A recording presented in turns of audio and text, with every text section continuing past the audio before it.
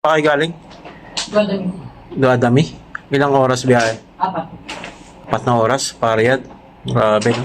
Papunta lang dito. Papunta lang din. 4 hours? Parang ano, Bulacan to Cabalatuan. Ang layo. Grabe. Layo. Dumayo pa dito. Eh, hindi ko gagawin eh. Ayan. Good afternoon, madam. Kamusta ba ang hilat niya, no? Ni Ka Roger? Okay lang. Sa wakas. Mm, Medyo okay na yung ano ko yung likod ko. Ang pakaramdam mo kanina, bukol, no? Yung Yung likod. likod ko parang ano, yung alam niyo ba yung sa ano, yung nuno sa puso. So, Ganun yun.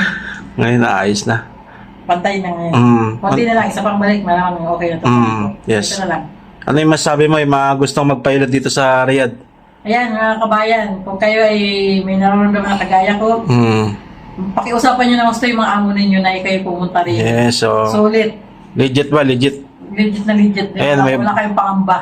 May back supporter pa siya. Tignan mo nga yung back supporter ko. Hindi niya. Hindi ko na gagamitin. Hindi na Hindi ako susunod. nakakaupo na matagal. Hindi rin ako nakakatayo ng ano na matagal. Grabe.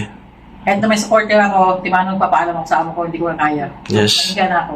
Thank you, Lord. Nice. Pero hinahinay lang. Oh. Kasi bibigla yung katawan. Pwede na magsumba. Ayan, salamat madam. Thank you very much. Salamat din po, Karol. Yes. Ayos. Ayos.